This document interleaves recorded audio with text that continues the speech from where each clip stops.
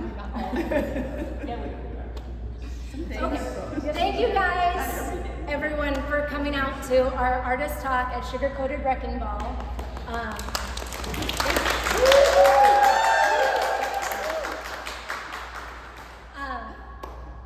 If we look uncomfortable, this is our first one. We are uncomfortable. So what we're gonna do is we're gonna just kind of go down the line and introduce ourselves so you know who we are. And then we've had a lot of questions submitted online and through text messages and emails. So our lovely assistant Todd is going to read off some questions that were pre-submitted to us, and then also everyone in the crowd is welcome to ask us to elaborate or ask us new questions as well. We're going to start with Vicki on the end and work our way down. Okay, hi, I am Victoria, and I work in acrylic ink and spray paint. And you may also know me as Vicki, or you may also know me as Victoria. I'm not wanted by the law, but those are just names that I've gone by. But when it comes to my art, I go by Toria. So that's. Hi, my name is Faye Barber. I primarily work in acrylic and charcoal. I've done art ever since I was small. It's a love of mine, and I will continue to do it, and I hope everybody enjoys what I do. Thank you for coming out today. Hello, I'm Melgar. I make art with lines. I make swirly lines, straight lines, circle lines, all about lines. That's it. My name is Rebekah Molander, and I am a contemporary artist. So a lot of people don't understand what that word means, contemporary art, and I like to define it just sort of as there's a lot of styles that I like and all different sorts of things, and I take from all the different styles and then I just cram it all into one painting and smush it all together and hope that it makes sense. I work mostly in acrylic paint now. I also work in wooden resin. And I used to only work in oil, and I almost never use oil anymore, but I guess I can if I need to. Yay. I'm Tish. I work in lots of different mediums, but my medium that I'm working most in is fused glass, which is different from stained glass. And I've been doing that for a little over 10 years now, which is, it's interesting to see how the glass comes out. You never know. I'm Suzy Raymor, and I work with mostly acrylic paint.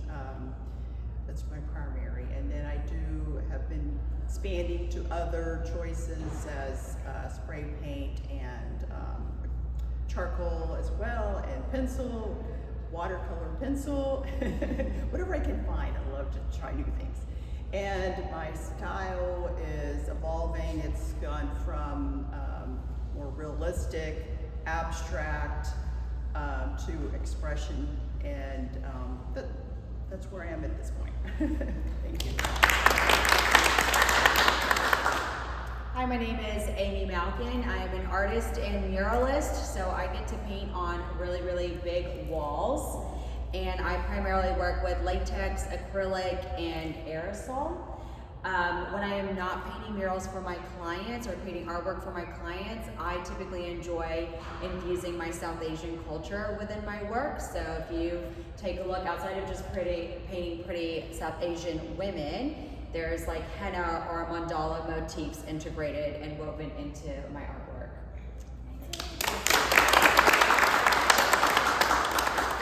So from here, we're gonna let Todd ask some questions that have been pre-submitted to us.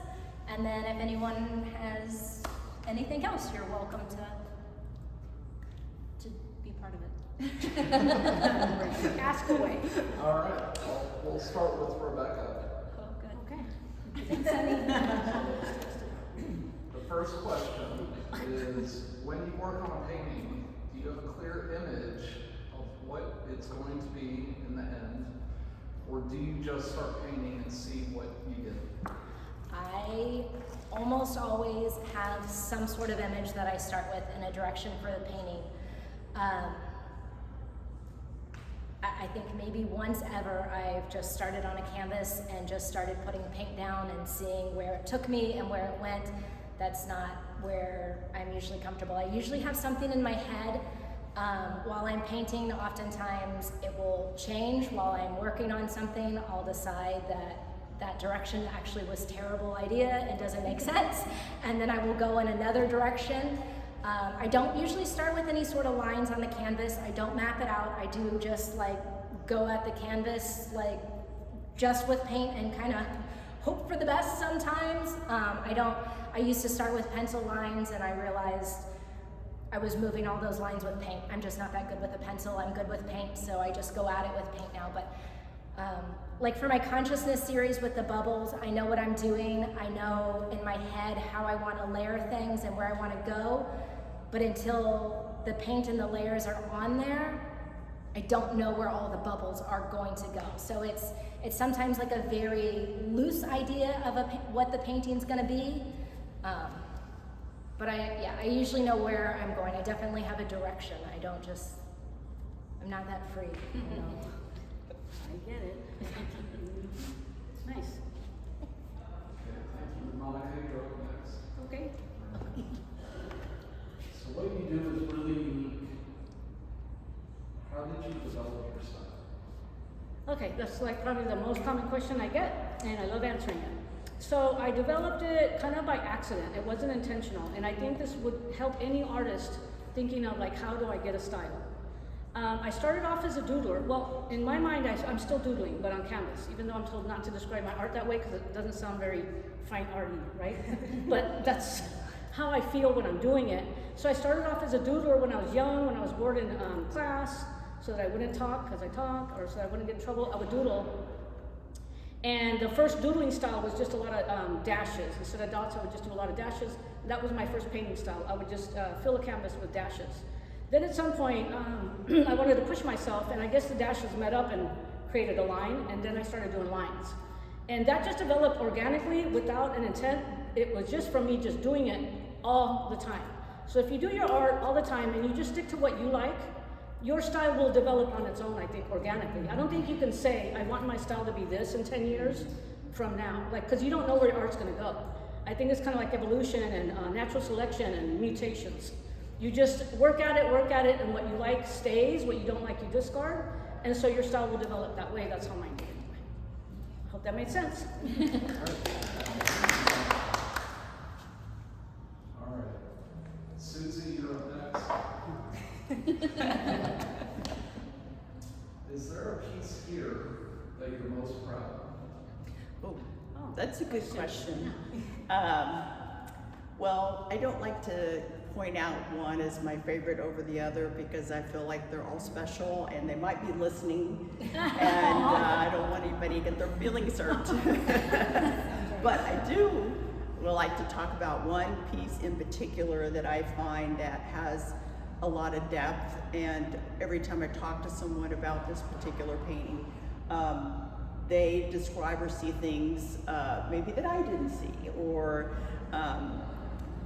that they didn't see the first time you looked at it, and that is the Dreamweaver, the one with the butterfly. My first inspiration for this is has a lot of meaning because it was at a point of me. I'm in my 60s now, and it feels weird.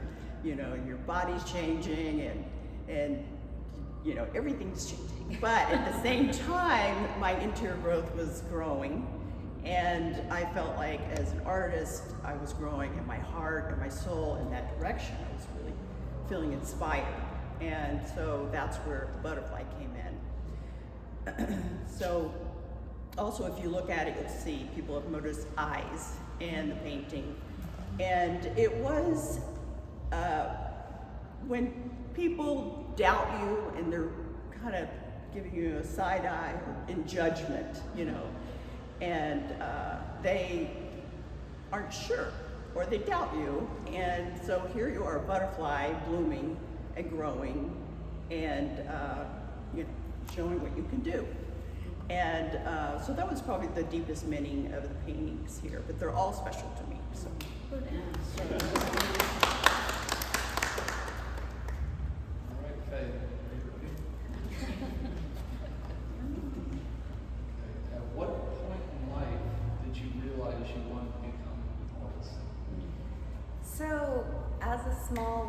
child, my grandmother was an artist. She's still an artist. She doesn't paint as much as she used to, but I remember sitting down at her house and she taught me how to draw a rose. And I must have drawn 1,000 roses that year. I thought I was so cool. But after that, I just wanted to, I was like a sponge. I wanted to absorb more and more of what else can I do? Can I paint? You know, how does this work? How do you draw a face? And it's just really started to develop throughout the years. And my high school teacher really took me under his wing. And you know, I didn't want to go to history class. He's like, well, don't leave school. Just come to my class and paint. And I would go in there and be there for 3 periods painting, you know. But I've known since I was a very small child that I wanted to be an artist. And I just keep putting out there, doing what I love and hoping other people love it. And if not, I'm still doing what I love, so. Perfect. Can you thank your grandma on her behalf? Yes. Thank you, Grandma Mary. Thank you, Grandma. All right, thank you, Toria. Toria. Victoria. Vicky Victoria. Let's see. When you were creating a piece, were you working on multiple pieces at once? Or do you work on them start to finish one at a time? Okay, so I have a very short attention span, and I don't like working with oils because they take so long to dry. Even acrylic ink takes too long to dry for me. So I have a short attention span, and so when I get an idea in my head, I end up drawing several different canvases that I think show that idea. And then, yeah, I'm working on several different pieces at once. So, and then because of my short attention span, I will work on those, and then I'll get another idea. And so I will get 5 more canvases over here and start working on the other idea. And then I'll go back and forth. So yeah, I definitely work on more than one piece at a time. Yes. All right, Ms. Dell. Yes. Is there a specific type of glass you use when creating your pieces, or can you use any glass? That's a very difficult question to ask. It's a very in-depth question. You cannot use any glass to fuse. There's art glass, and as glass artist, you go by the COE, which in layman's terms, it means the amount of heat for expansion and heating. So depending on what it is, there are 3 main ones, COE 90, COE 96, and CO 107. CO 90 was the one that was used most often, and it seems to be changing in the last maybe 5 years. I use COE 96. The reason I like 96 is I like the colors, I like the cost, and it's easier for me to get my hands on. COE 90, some people will say, depending on where you live, if you live up north in Michigan, where the manufacturer is, or if you live in California or Seattle, it's easy to get. 96 you can get anywhere. The 96 that I use comes from Mexico, so your colors can be a little bit different sometimes. Can you use art glass to fuse? The answer is yes, but you cannot use, if you take a sheet of glass, it has to be fused to itself if it's art glass. If it's COE 96, you can use any color of 96, but it can only be used on 96, the same with 90. You can only use 90 on 90. You can use sheet glass. There is stringers, which on the falling water ones that I do, they're little teeny tiny microscopic tubes of glass. There are noodles, which look like vermicelli, and those are called noodles. You can work with frit, which is taken glass and broken up depending on how fine it is. There's coarse, there's mosaic glass, there's powder, there's fine. And then you can use, I forget what it's called, but it's blown glass, and it's really thin. It looks, I mean, it's thin, paper thin, and you can break it easy to use for different things. So depending on what the effect that I want and what I'm looking for, depends on the type of glass that I use and what I use. And I normally combine a lot of them. Yeah. Nice. Yeah, very nice.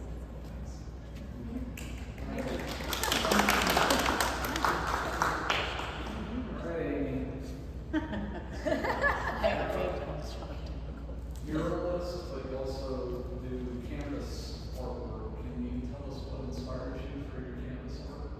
Yes, so I am a first generation Indian American here, so my parents are from India, and I was born and raised here in Houston, Texas. And for a long time growing up, because I wanted to fit in, I denied my culture, and I just didn't, want to celebrate it. I thought it was embarrassing. Like, I wouldn't want to have friends over because I didn't want them to smell the house of the Indian food because it's very potent. And after having my son, and he's biracial, I was like, I want him to be proud to be Indian. And so it just was like a mental shift for me. And so that carries over because, I'm sure we all agree that art is an extension of who we are, and these are all my children and babies. And so one of the ways that I celebrate my culture is infusing that within my artwork. So you can kind of see like little things in there that celebrate the South Asian culture. Thank you. So I can keep going. Does anybody have any questions? Well, I've got one that anybody could answer, and Amy just kind of did, but is there artists as communicators, is there any overarching theme or idea or message that you feel like you're putting into your pieces? Great question. What do you want to say with your art? So I don't have necessarily a intentional message, except for when I'm painting, I have a subconscious message that somehow people get though. Like without me saying it on purpose, people ask me, they're like, wow, it looks like you were just really relaxed, or I feel like you're meditating, and that is literally like I'm in a state of meditative mindset. So somehow subconsciously the mindset that I'm in translates to the canvas when people see it. So even it's not intentional, but it just kind of happens on its own organically. Because when I've tried to set an intention, when I've tried to make a painting that represents something kind of specifically where I think it's my ego, those don't work. They're very failed paintings, and I look back at it and I'm like a tiny bit embarrassed. When I let go and I just don't try and intend on purpose, somehow the message comes through. Great question. Yeah. I'll answer that as well. Yeah, too. I don't have an overall message for all of my work, like as a whole. I have several different styles and then several different series like within those styles. So for me, each series is sort of like one collective thought, and then the series evolved with me. So like my consciousness series, again, I talk about a lot because it's my oldest series. It's the very first series I ever started. And so what I did with it in the beginning and what I'm doing with it now, like the work doesn't look the same, but in my head it's the same series and it all goes together. So all that series is sort of one thought that has grown and evolved and changed with me. But while I have, I guess, like a personal thought or message or feeling that goes with each series, I don't mind that other people don't necessarily get it. So even though I have it, when people ask me like what the message of this specific painting is, I do often try and turn that question around and ask them, well, what does it make you feel and what do you see in it? Because I'm always worried if I say something, it's not going to match their thought. and then they're gonna look at the painting and go, oh, I thought the wrong thing, and then now they don't like it because they had the wrong feeling from it. And I just feel like that's never a thing. Like if you see a piece of art and you feel something, it doesn't matter if you feel what I felt whenever I painted it, or if you're thinking what I thought whenever I painted it. The point is that you saw it and you felt something, and that's all that matters. And nobody's had my exact experiences in life except for me, so nobody is ever gonna feel and think exactly what I'm thinking. So even though I do have reasons behind the things that I do, I often try and keep them kind of quiet because I don't want someone to ever feel wrong for liking a piece of art for the reason that they like it. But each of my series, and then the paintings that I have that aren't a part of a series, everything I paint, I always say it's a piece of me. Like there is some part of me in there. There's some feeling, there's some emotion, there's some struggle, there's some best moment of my life like shoved into that canvas. So there is something deep in all of them.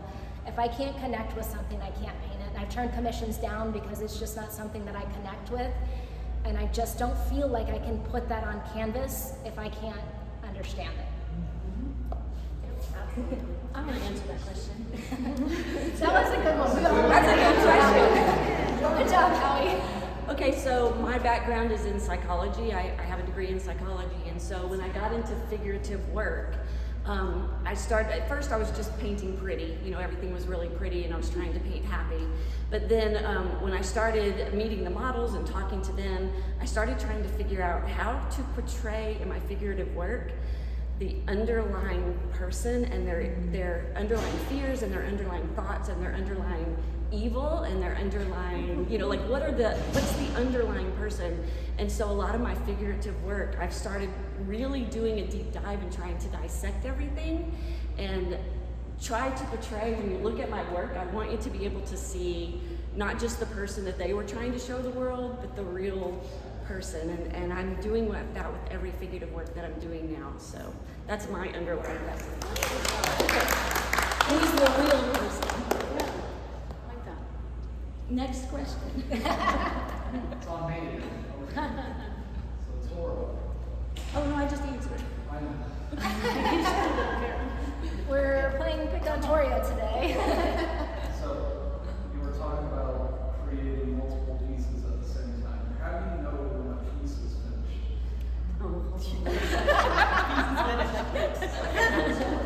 Okay, so my pieces are never finished. And I know a lot of artists would feel that way too.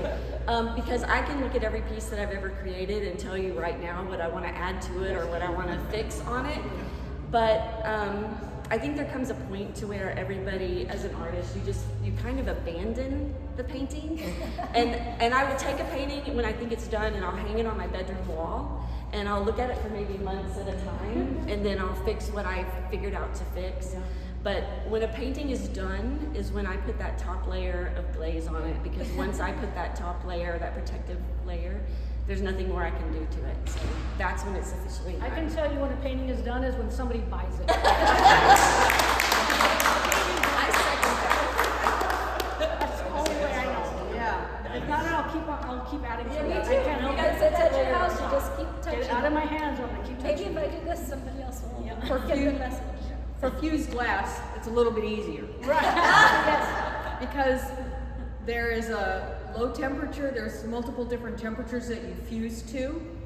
The highest is 1500 and that's called a full fuse, and you fuse, you can put any colors together and they just run together. You can put them in a sieve and they all run together. But you can only do it so many times. So depending on how hot you fused a piece at and how many times you fused a piece at, normally I don't go more than 3 or 4 times. So at that point it's done. You have to do that. Done. Your medium determines it then. Yeah, the medium determines it. Faye, Yes. the question was asked, what are your goals as an artist? Ooh, it's a hard question. My goals as an artist are to just keep creating, keep showing people my art, hoping people like it. My goals as an artist are to be happy. So when I'm happy and I'm in a good spiritual state, it shows through my art. People feel that in my art, they buy it, and even if I'm sad, it shows through my art. But my goal is to have somebody feel something from my art, and it's not necessarily what I feel. And to me, if you're doing something that makes you feel whole and good inside, it doesn't matter if people buy it or not, because that's really all that matters. Yep. Yep.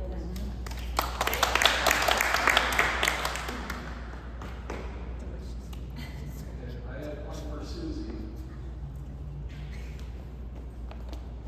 When it comes to all your tools, what is your most important artist tool? Well, I'm always trying to figure that out. Because some days it could be this, the other days it could be that. So, and I love going to Jerry's Artorama and finding new tools. New tools, like how am I going to use them? It could be just on a walk somewhere outdoors and you're like, oh yeah, this is beautiful beef. Maybe I need to use this in my art, right? There are, one of my most important tools, I would say, paint. And, well, I prefer canvas. So, and then beyond that, it could be anything, a pencil, or it could be a stick, it could be a leaf, it could be a palette knife. So, but I like the adventure of trying new tools. And it makes your art more interesting, keeps things fun and light.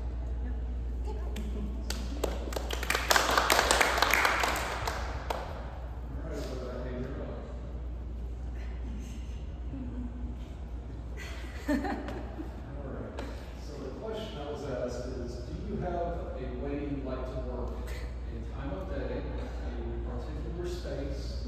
Do you work in silence? Do you work with noise? I work with music.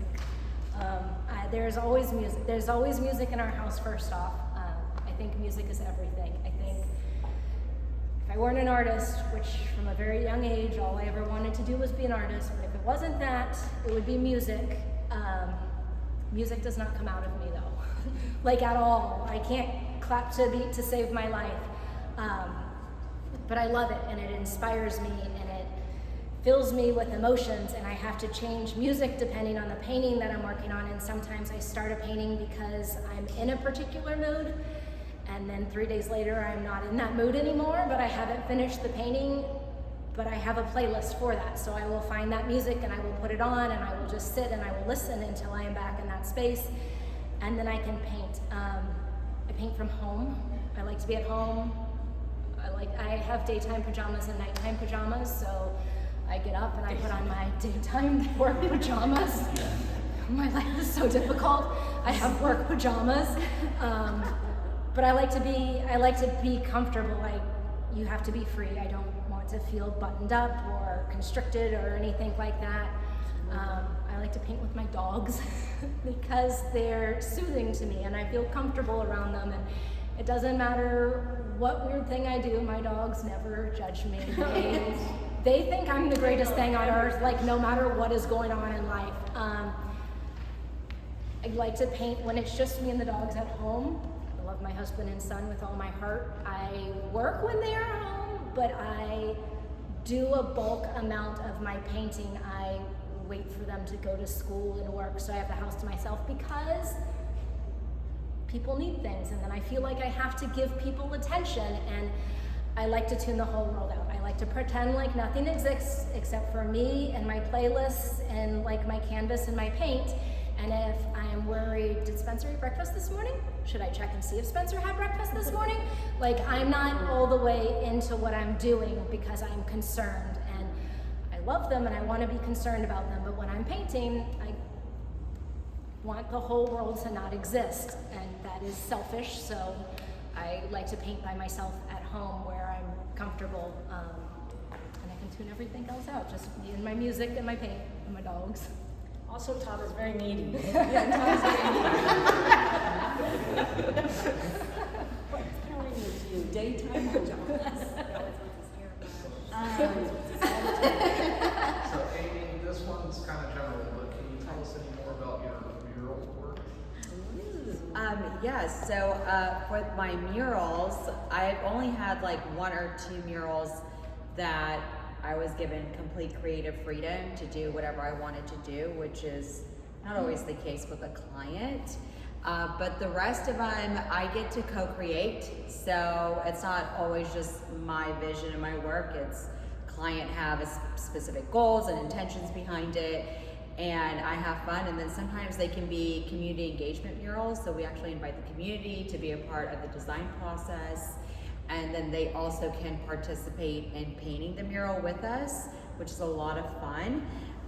My most recent project was I won an RFP with the Woodlands and Howard Hughes, which is the developer there. And it was a co-creation between me and another artist named Marlo Saucedo. And we also pitched to them to turn it into a community-based mural, which they loved the idea. So we actually, we designed the mural, Marlo and I, and then we had several different schools in the community come out there and paint on the wall, and they knocked it out. Like, it was a pretty big wall, and they knocked it out in 2 hours. They did a really great job. So, you know, it's like a time capsule. They can come back and be like, I painted that, and come back, you know, 50 years later with their child and be like, your mom painted this, or dad painted this. So I think that's pretty cool that it's really important in my work with my mural work to involve the community as much as possible, and if it makes sense with the client. Yeah, thank you.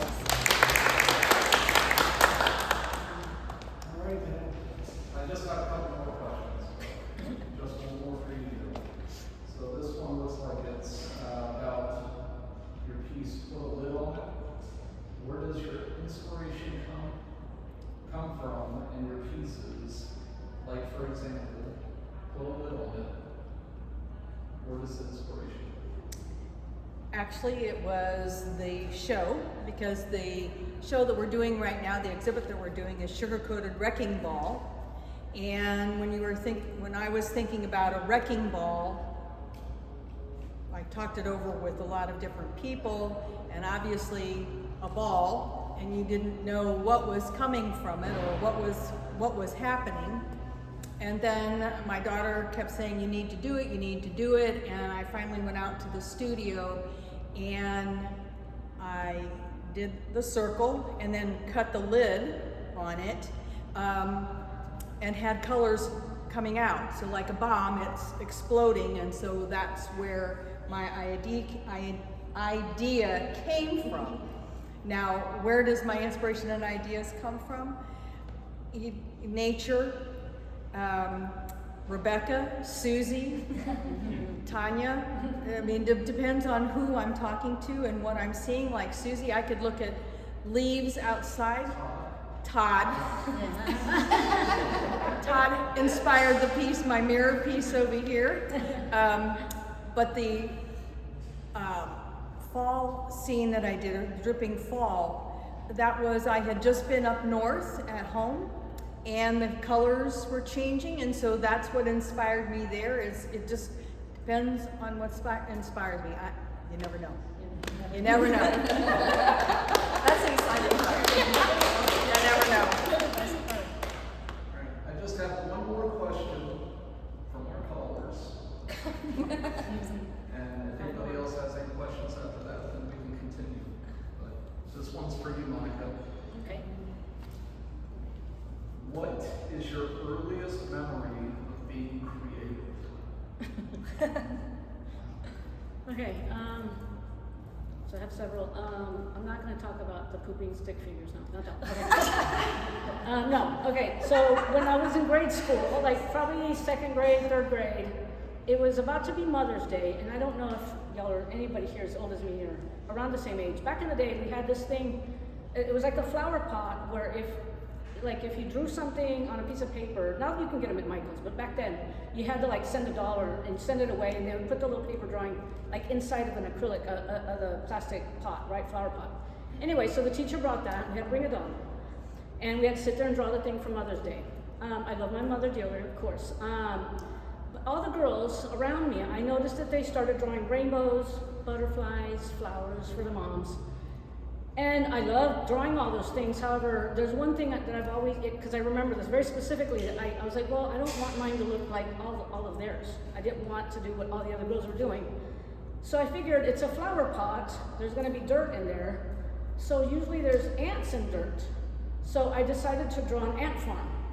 And so I drew the little tunnels and ants everywhere. So when my mom got this pot, all she saw was ants. And at the time I didn't know that my mom was such a bug phobic, like she hates bugs. My mother, bless her heart though, was like, oh, this is amazing, and put it away. I don't think I ever saw it again. But yeah, I just remember not wanting to be like the other girls, and so I drew ants on the flower pot. That's my earliest memory.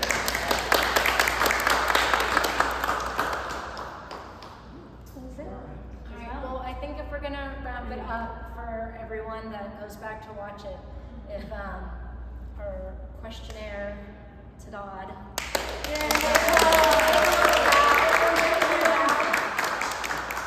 Don't take a bow. Stand In with front of the ladies camera, out. Todd. In front of the camera, yeah. Come get some love from all the girls.